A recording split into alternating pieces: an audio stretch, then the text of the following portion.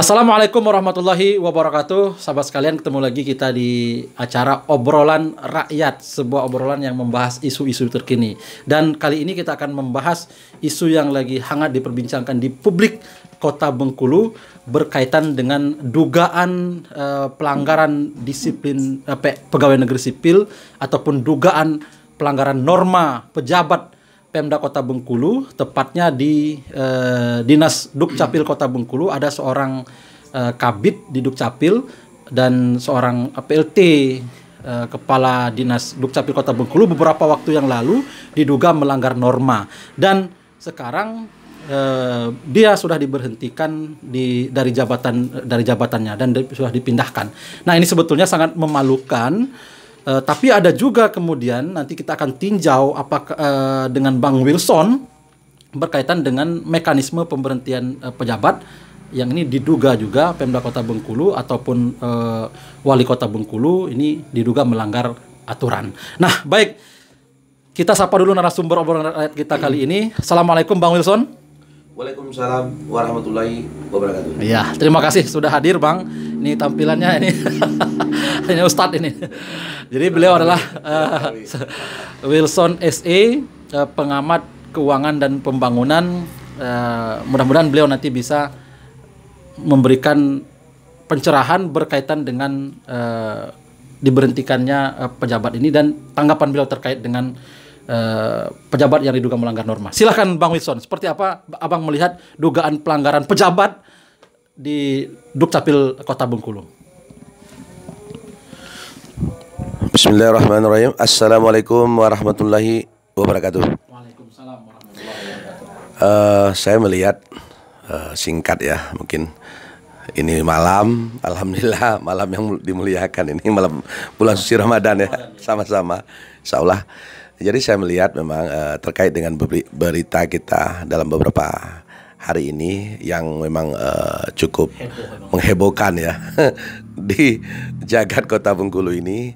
Informasi yang kita lihat dari beberapa sumber media online cukup terpercaya bahwasanya memang ada katakanlah pejabat di lingkungan pemerintah Kota Bengkulu, dalam hal ini memang di Dinas Dukcapil.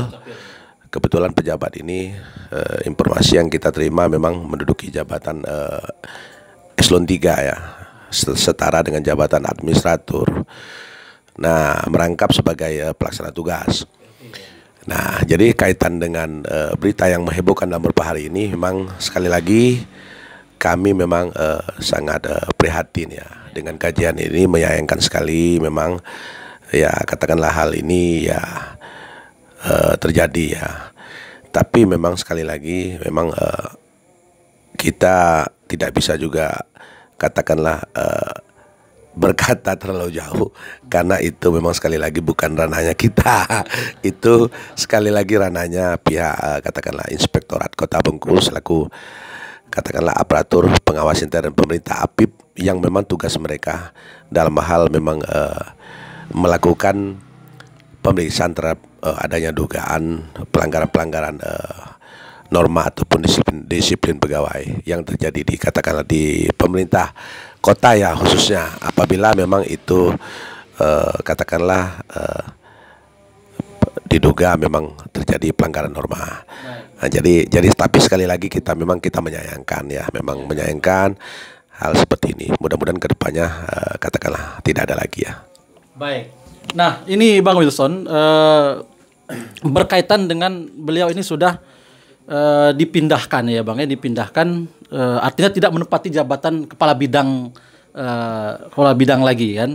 Ini di Dinas Pemadam Kebakaran dan Penyelamatan Kota Bengkulu. Ini sebagai Pranata Pemadam Kebakaran pada Seksi Pengendalian Kebakaran dan Bencana lainnya.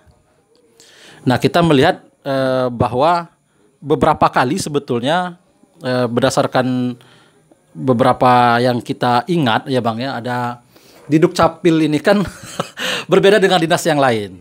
Saya ingat dulu itu ada Pak Yurizal, kemudian Ibu Iriana, Kabid Piak ya, pemanfaatan informasi kependudukan, yang diberhentikan waktu itu kan adalah semacam itu dulu kan, nggak lagi menempati jabatan di situ.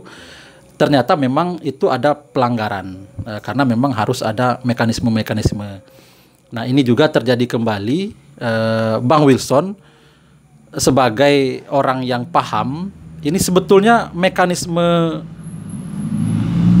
seperti ini seperti apa sih Bang yang diatur Bang, berkaitan dengan, karena beliau ini tidak lagi menepati jabatan di Kabid di Dukcapil, bahwa perilaku beliau yang diduga melanggar norma ini sangat memalukan, sebetulnya sangat memalukan, apalagi dia pejabat harus memberikan contoh.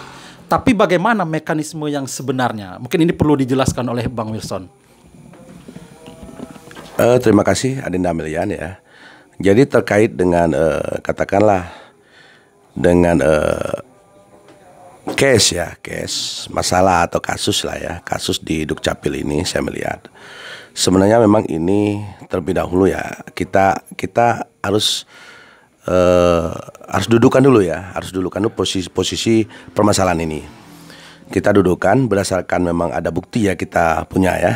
Bukti kita punya itu ada surat pemindahan pegawai ya. Artinya itu apa? Nah, jadi ada surat pemindahan pegawai, ini ada bukti kita punya ya. Bla bla bla terhadap nama yang bersangkutan ya, NIP, pembina, dan di sini ada jabatan lama ya. Jabatan lama selaku pelaksana. Nah, selaku pelaksana yang poin angka 5 ini unit kerjanya ini dipindahkan ke Dinas Pemadam Kebakaran dan Penyelamatan Kota Bengkulu. Nah, ini ditandatangani atas nama Wali Kota Bengkulu, Kepala Badan Kepegawaian Pendidikan Pelatihan tanggal 14 April 2021. Ya, 2021. Ini surat keputusan Wali Kota Bengkulu nomor SK 824. Ya, atas nama. Nah, tentang pemindahan pegawai negeri sipil. Nah, saya melihat ya, berangkat dari dokumen ya, mudah-mudahan dokumen ini tidak salah ya, mudah-mudahan dokumen ini tidak keliru. A1, Pak. Mudah-mudahan ya, mudah-mudahan.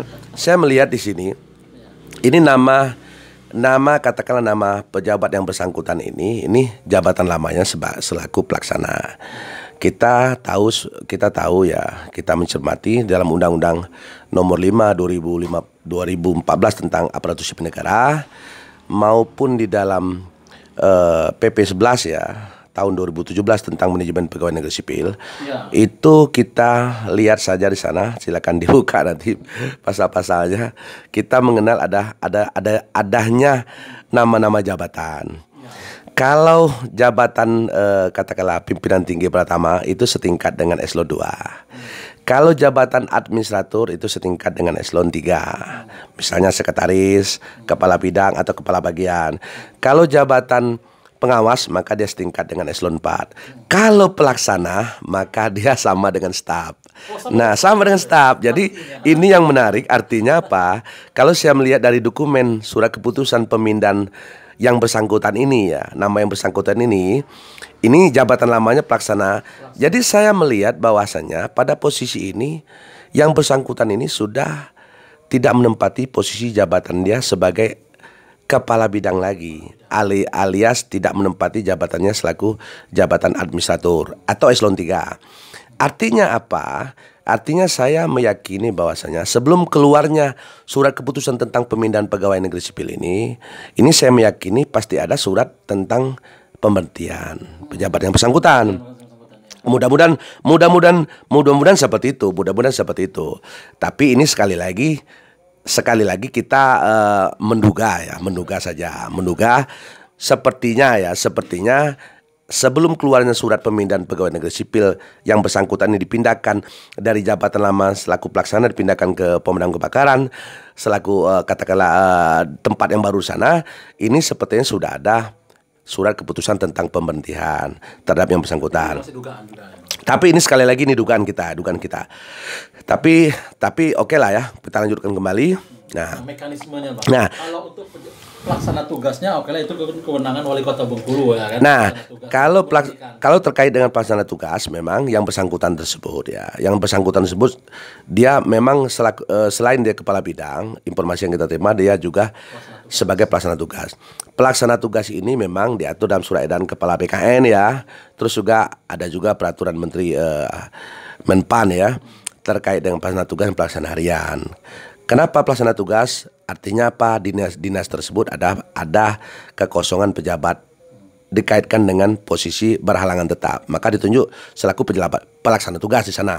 Itu tidak menyalahi aturan. Nah, sekarang bagaimana kalau kita kupas mulai dari tahapan ya, agar memang menjadikan semacam ya, ini masukan lah kepada pemerintah kota untuk posisi kepala bidang yang bersangkutan tadi selaku pejabat definitifnya. Nah, kita melihat begini, walaupun kita memang menyayangkan tadi di awal ya, mungkin ada katakanlah patut diduga mungkin ya pejabat yang bersangkutan tersebut memang melanggar norma, patut diduga ya, tapi kita tidak tahu persis apakah memang ini sudah terbukti.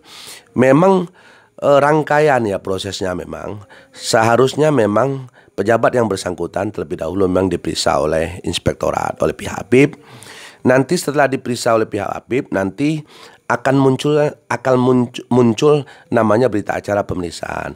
Berita acara pemeriksaan itu nanti masuklah di dalam poin-poinnya, nanti masuk sebagai rekomendasi hasil pemeriksaan yang dimunculkan di dalam laporan hasil pemeriksaan inspektorat selaku Apip terhadap pejabat yang diduga bermasalah tersebut. Nah, yang diduga bermasalah tersebut, nanti LHP tersebut disampaikan oleh pihak inspektorat ke pejabat yang berwenang.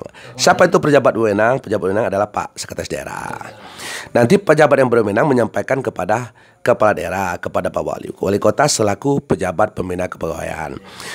Setelah laporan hasil pemeriksaan tersebut diterima oleh kepala daerah, maka nanti tergantung disposisinya, disposisi kepala daerah kepada sekretaris daerah selaku ketua tim penilai kinerja, namanya TPK ya. Dalam Undang-Undang 5/2014 ada namanya istilah TPK. Nanti TPK tim penilai kinerja ini, sekretaris daerah ini selaku juga ketua berjaka, selaku juga sekretaris daerah, selaku juga pejabat berwenang, nanti merapatkan dengan tim lagi di bawahnya, yang mana keanggotanya mungkin ya asisten ya, kepala BKPP, terus juga pihak inspektorat. Nanti mereka merapatkan hasil pemeriksaan ini, nanti mereka akan menentukan sikap. Pejabat yang diduga melanggar norma ini dinyatakan bersalah dengan tingkat apa tingkat ringan, apa tingkat sedang, apa tingkat berat. Nah, setelah itu didapatkan dari hasil musyawarah pejabat tadi, maka ditentukanlah tingkat kesalahan tadi.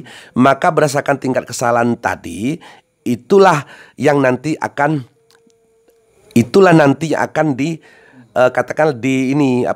dikaitkan dengan PP 59 tahun 2010 tentang disiplin pegawai. Nah, disiplin pegawai yang termaktub dalam PP 59 2010 tersebut, dia akan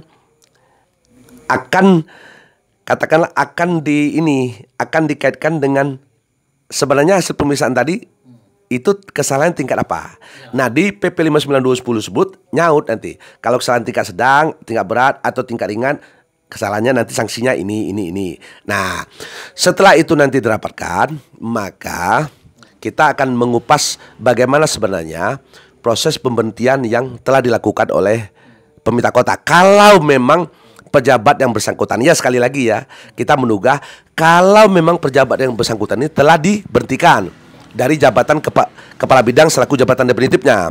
Tapi kalau melihat dokumen ini, saya punya keyakinan sepertinya sudah diberhentikan ini. Berdasarkan pemberitaan ya Bang ya. Dan berdasarkan pemberitaan yang ada, sepertinya dari jabatan kepala bidangnya sudah diberhentikan juga. Bukan hanya dicopot dari PLT, tapi kepala bidangnya sudah copot juga. Karena di sini juga dokumen pemindahan pegawai negeri sipil ini ke PBK ini, posisi dia sudah selaku pelaksana. Nah, jadi kita juga meyakini juga bahwa misalnya pejabat ini sudah alias sudah diberhentikan. Kalau kata-kata orang itu sudah tidak punya jabatan lagi.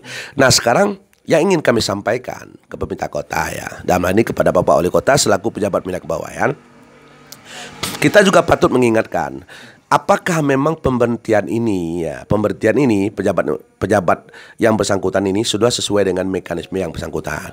Nah, sekarang mekanismenya mungkin Bang yang di Permendagri nomor 76 tahun 2015 ya? Nah, sekarang saya ingin sampaikan pada kesempatan ini yang singkat ini, saya ingin sampaikan bahwasanya Dinas Dukcapil ini memang dia menangani masalah administrasi kependudukan. Pejabat-pejabat yang ada di Dinas Dukcapil ini dia memang diatur dengan aturan yang khusus. Khusus ada atau yang dikenal dengan istilah hukum itu lex specialis. Pejabat-pejabat di sini memang diatur di dalam undang-undang 23/2006, Jumto 24/2013 tentang Adminduk, administrasi kependudukan. Dan pengangkatan serta pemberhentian pejabat yang ada di Dinas Dukcapil ini juga itu diatur tersendiri dengan Peraturan Menteri Dalam Negeri nomor 76 tahun 2015 tentang pengangkatan dan pemberhentian pejabat pada unit kerja yang menangani administrasi kependudukan. Jadi memang aturan mengangkat dan memberhentikan pejabat yang ada di Dinas Dukcapil ini memang khusus. Berbeda dengan OPD-OPD lain ya. Ini ingin kita sampaikan. Nah, ya ini yang ingin kita sampaikan kepada Bapak Wali Kota Bengkulu yang terhormat dan jajarannya, memang perlu kehati-hatian. Jadi yang ingin saya sampaikan di sini yang pertama, dalam melakukan proses, katakanlah ya, mudah-mudahan kita tidak keliru. Katakanlah kalau memang pejabat ini sudah diberhentikan, maka perlu diingat ya, di dalam Permendagri 76 2015 tentang pengangkatan pemberhentian pejabat yang unit kerja yang menangani bidang Adminduk ini, dia memang harus mengacu kepada aturan tersebut. Aturan pemberhentian pejabat ini diatur dalam pasal 11 ya. Insya Allah diatur dalam pasal 11 kalau tidak salah. Di mana memang pemberhentian pejabat ini singkat ya. Setelah tadi ada LHP ya, LHP laporan pemeriksaan terhadap pejabat yang bersangkutan ya, kalau memang diduga terjadi katakanlah pelanggaran ya, kalau diduga ya terjadi pelanggaran, nah itu dijadikan sebagai alasan atau bahan pertimbangan sebagai lampiran surat ya dari Wali Kota Bengkulu selaku pejabat pembina kepegawaian yang ditujukan kepada Menteri Dalam Negeri, Seki Dirjen Kependudukan dan Capil melalui Gubernur Bengkulu. Artinya apa? Surat kepala daerah ke Wali Kota disampaikan terlebih dahulu kepada Gubernur Bengkulu selaku wakil pemerintah pusat. Nanti Gubernur Bengkulu akan meneruskan surat tersebut. Di pasal 6, Nah, di pasal 6 ternyata. itu kalau pengangkatan. Ya. Kalau pemberhentian ada di pasal 11. Oke. Nah, jadi disampaikan ke Gubernur Bengkulu. Nanti Gubernur Bengkulu akan meneruskan surat tersebut ke pihak Kementerian Dalam Negeri. Tujuan surat tersebut ke Menteri Dalam Negeri, Ceki Dirjen Kependudukan dan Catatan Sipil. Mekanisme seperti itu. Nanti ya pada saat pengusulan pemberhentian itu juga, itu wajib juga disertakan 3 calon sebagai pengganti. Jadi tidak bisa pemberhentian saja. Jadi dalam aturan Permendagri 76 2015 ini juga, sewaktu kita mengajukan usul untuk pemberhentian dilampirkan dengan alasan sebagaimana pertimbangannya, misalnya pelanggaran apa tadi di LP, harus juga disampaikan pada waktu yang bersamaan itu siapa calon penggantinya. Calon penggantinya ini harus 3 orang. Nanti 3 orang ini nanti disampaikan juga ke ke Kementerian Dalam Negeri nanti Dirjen Kependudukan ini akan memilih 1 orang. Setelah dipilih maka mereka akan menetapkan tentu dengan surat keputusan. Nah, tetapi yang perlu kita ingat ya, sewaktu nanti sudah dipilih, nah pejabat pemerintah kota, pemerintah daerah, dalam hal ini memang wali kota selaku pejabat pembina kepegawaian, boleh saja nanti menunjuk siapa yang akan melantiknya. Nah itu terkait dengan usulan penggantian tadi. Nah terkait dengan usulan pemberhentian tadi juga, setelah disampaikan kepada gubernur, maka gubernur akan meneruskan surat tersebut ke Kementerian Dalam Negeri. Nanti Kementerian Dalam Negeri lah yang akan mengeluarkan surat keputusan pemberhentiannya. Menteri Dalam Negeri melalui dirjen tadi. Dan inilah yang kemudian kita duga mekanisme inilah yang kita duga Wali Kota Bengkulu atau Pemkot Bengkulu itu melanggar. Nah, jadi sekali lagi kita sampaikan di sini,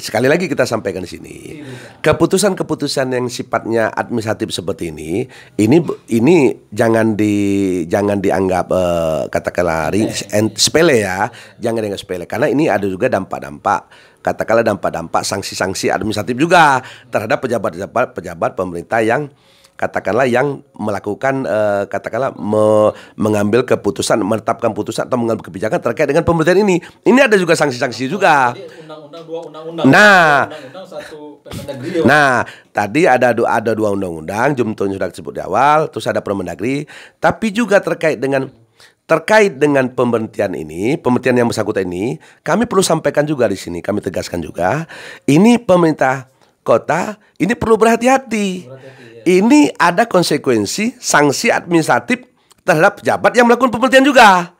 Ada. Nah, ini sekali lagi ini ya. Mungkin bisa dibacakan, Bang. Nah, sekali lagi begini. Nah, ini sebenarnya dulu 2016 ya. Ini ada surat ini ada surat dari Kementerian Dalam Negeri ya. Ini tanggal 18 Januari 2016 ditujukan kepada Gubernur, Bupati, Wali Kota seluruh Indonesia. Surat nomor 470/134/SD. Ini tentang pengangkatan pemberhentian pejabat pada unit kerja yang menangani urusan administrasi pendudukan di provinsi dan kabupaten kota. Nah, ini surat 2016 ini sudah pernah disampaikan oleh Menteri Dalam Negeri kepada Gubernur dan seluruh Bupati, Wali Kota se-Indonesia. Nah, ini di poin angka 4 saya sebutkan juga gini loh. Pengangkatan dan pemberhentian pejabat pada unit kerja yang menangani administrasi pendudukan ya. Pengangkatan dan pemberhentian ya. Kita sekarang membahas masalah pemberhentiannya, pemberhentian pejabat ini. Yang menangani administrasi kependudukan apabila melanggar ya Undang-Undang Nomor 24 Tahun 2013 ya dan Peraturan Menteri Dalam Negeri Nomor 76 Tahun 2015 tadi yang sudah disebut tadi ya. Hal tersebut merupakan pelanggaran administrasi berat. Di situ. Iya. Administrasi berat dengan sanksi pemberhentian tetap. Wah, ini tetap kepada orang yang kepada pejabat pemerintah yang melakukan pemberhentian ini apabila pemberhentian ini tidak sesuai dengan mekanisme yang diatur dalam Undang-Undang 24 2013 maupun Permendagri 76 2015, maka ini dapat menjadi persoalan baru. Nah, kita sebutkan juga ya. Nah, pemberhentian tersebut ya terhadap pejabat yang ini ngeri sekali, ini nggak bisa dianggap sepele ya. Ini pejabat pemerintah kota perlu berhati-hati karena ini OPD khusus yang katakanlah dilindungi dengan undang-undang maupun peraturan Menteri Dalam Negeri 76 yang berlaku khusus pula. Dan sangat disayangkan, Bang. Ya. Ini kan kalau memang ini diduga betul-betul melanggar yang Abang sampaikan tadi, ya. Ini kan sudah berulang, Bang. Nah, kemarin kita pernah juga melihat ya, dulu ada pelantikan pejabat 8 ya, 8 orang kalau nggak salah jabatan pimpin tinggi pertama ya JPT, terus dibatalkan lagi, diganti lagi. Ada informasi untuk kemudian sepertinya belum ada izin dari Kemendagri. Jadi kita menyayangkan ya. Termasuk di Dukcapil itu yang saya sebutkan tadi, Bang. Nah, Rizal dan Bu Iriana tadi.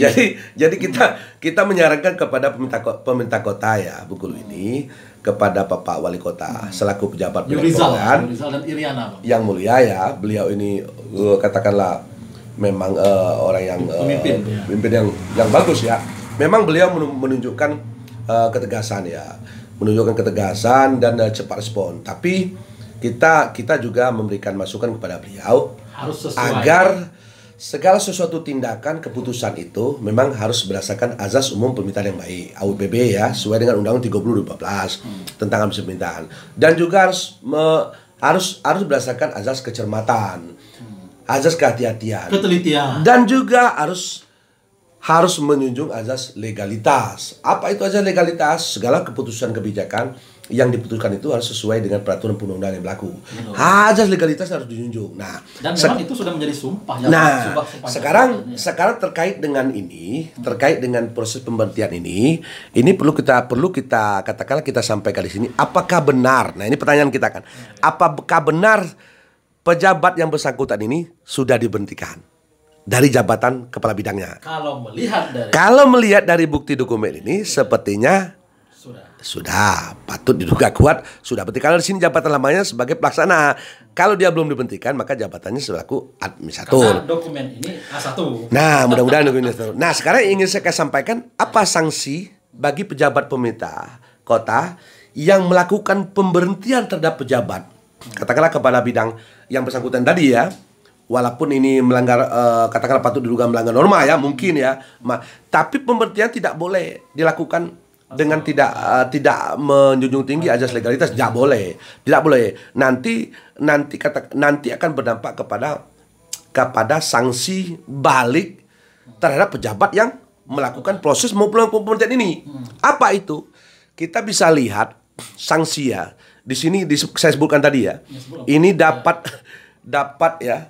diberikan sanksi pelanggaran administrasi berat dan sanksi pemberhentian tetap. Sebagaimana yang Abang sampaikan tadi. Jadi ini saya katakanlah agak ini nih. Agak ngeri nih. Kalau ini katakanlah ini Pak Wali Kota ya. Bapak Wali Kota ini membaca atau diberitahu atau beliau tahu dengan konten kita ini, wah ini bisa kaget juga beliau. Nah ini yang kita sayangkan Bang, kalau memang dugaan pelanggaran ini dilakukan, artinya bagaimana tim hukum Pemda Kota, bagaimana pejabat-pejabat di lingkungan Pemda Kota mestinya kan melakukan kecermatan, ya, ketelitian. Betul tadi harus melihat azas kecermatan, harus melihat azas katakanlah ketelitian. Terus juga harus melihat azas umum pemerintahan yang baik. Terus juga harus menjunjung tinggi azas legalitas. Nah sekarang ada waktu sedikit lagi, saya akan bacakan. Jadi pelanggaran ya bagi pejabat pemerintahan daerah yang memberhentikan pejabat katakanlah di dinas dukcapil yang memang diatur dalam peraturan khusus, itu dapat dikenakan sanksi pelanggaran berat. Bahkan dapat dikenakan sanksi pemberhentian tetap. Itu tercantum di dalam Undang-Undang 30 2014. Undang-Undang 30 2014 tentang administrasi pemerintahan. Nah, tentang administrasi pemerintahan, nanti silakan orang-orang hukum ya di pemerintahan kota, mudah-mudahan Pak Wali bisa mendengar ini, dapat dilihat di Undang-Undang 30 2014 tentang administrasi pemerintahan. Pada pasal 17, pada pasal 70, pada pasal 80 ayat 3, dan pada pasal 81 ayat 3. Nah, sekarang saya bacakan singkatnya. Dan mudah-mudahan bukan hanya Pak Wali yang mendengar, tapi Bang Kusmito juga mendengar. Nah, mudah-mudahan ya. Dikatakan tendensius. Sekarang saya bacakan ya. Silakan. Pasal 17. Pasal 17 ini larangan penyalahgunaan wewenang. Nah, ayat 1, badan atau pejabat pemerintahan dilarang menyalahgunakan wewenang. Ayat 2, larangan penyalahgunaan wewenang sebagaimana dimaksud pada ayat 1 itu meliputi larangan pelampauan wewenang, larangan mencampur adukan wewenang, dan atau larangan bertindak semena-mena. Pasal 70. Ya, pasal 70 saya bacakan di sini. Keputusan atau tindakan tidak sah apabila. Jadi terkait dengan pemberhentian ini, apabila memang tidak sesuai dengan mekanisme yang berlaku, apabila surat keputusan pemberhentian ini kalau memang ya pejabat yang bersangkutan sudah diberhentikan, tetapi yang menandatanganinya itu bukan pejabat yang berwenang, maka itu tidak sah. Ini bukan kata saya, ini kata pasal 70. Keputusan atau tindakan tidak sah apabila dibuat oleh pejabat pemerintahan yang tidak berwenang. Nah, kalau kita mengacu kepada Undang-Undang 23 2006 ya, Jumto 24 2013, Permendagri 76 2015, maka pejabat yang berwenang mendatangkan pemberhentian ini adalah Dirjen Kependudukan Dukcapil. Nah, terus saya lanjutkan lagi ya. Saya lanjutkan lagi di pasal 80 ayat 3. Bab 12 sanksi administratif. Pejabat pemerintahan yang melanggar ketentuan sebagaimana dimaksud pada pasal 17 pasal 42 dikenai sanksi administratif berat. Wah, kalau saya ini bisa-bisa nggak nyaman tidur saya kan. Nah, sekarang yang terakhir ini ada di pasal 81. Pasal 81 ayat 3. Tadi saya sebutkannya. Sanksi administratif berat sebagaimana dimaksud dalam pasal 80 ayat 3 berupa pemberhentian tetap dengan memperoleh hak keuangan dan fasilitas lainnya. B. Pemberhentian tetap tanpa memperoleh hak keuangan. C. Pemberhentian tetap dengan memperoleh hak keuangan. D. Pemberhentian tetap tanpa memperoleh hak keuangan. Ini sanksi ini akan dikenakan terhadap pejabat pemerintahan yang melanggar ketentuan Undang-Undang 24 2013 maupun Permendagri 76 2015 tadi terkait dengan apabila memang diduga pejabat kepala bidang ya administratur di Dukcapil ini diberhentikan dengan tidak sesuai dengan peraturan perundang yang berlaku. Maka sanksi inilah yang akan diterima. Baik, luar biasa ini. Bang Wilson sangat memahami aturan kan, bagaimana kemudian pola aturan sesuai dengan mekanisme. Jadi dialog ini sebetulnya Bang Wilson kita tujukan bahwa ini untuk memberikan pencerdasan. Betul. Kita kemudian dalam obrolan rakyat ini sangat hormat dengan Pak Wali Kota Bengkulu berkaitan sudah katakanlah memberikan sanksi ya, memberikan tidak lagi menduduki jabatan sebagai kabid. Betul. Itu ketegasan beliau itu kita hargai. Ketegasan beliau kita hormati. Pejabat yang diduga melanggar norma, diduga melanggar norma dan diduga melanggar disiplin pegawai negeri sipil, beliau kita dengan cepat kita sangat salut dengan kebijakan Wali Kota Bengkulu. Memang harus begitu tegas. Tapi yang harus pula dipahami adalah harus sesuai dengan mekanisme. Karena kita kemudian ingin Pak Wali Kota Bengkulu ini berjalan sesuai dengan relnya. Betul. Melaksanakan peraturan perundang-undangan termasuk juga Permendagri 76 tahun 2015 tadi, sehingga tidak ada celah bagi Pemda Kota Bengkulu atau bagi Wali Kota Bengkulu untuk ada dugaan kekeliruan-keliruan dalam hal pemberhentian. Jadi sekali lagi bahwa pejabat yang melakukan dugaan pelanggaran norma dan dugaan pelanggaran disiplin pegawai negeri sipil ini adalah tindakan memalukan, tapi kemudian Pemda Kota Bengkulu ataupun Wali Kota Bengkulu juga harus menjalankan sesuai dengan mekanisme terkait dengan pemberhentian pejabat yang bersangkutan. Kalau PLT-nya, oke lah itu kewenangan Wali Kota Bengkulu, tapi kalau kabitnya itu memang diatur dalam mekanisme yang spesialis tadi Bang ya, berbeda dengan dinas-dinas yang lain. Baik, terima kasih Bang Wilson. Mudah-mudahan bermanfaat. Assalamualaikum warahmatullahi wabarakatuh. Waalaikumsalam warahmatullahi wabarakatuh.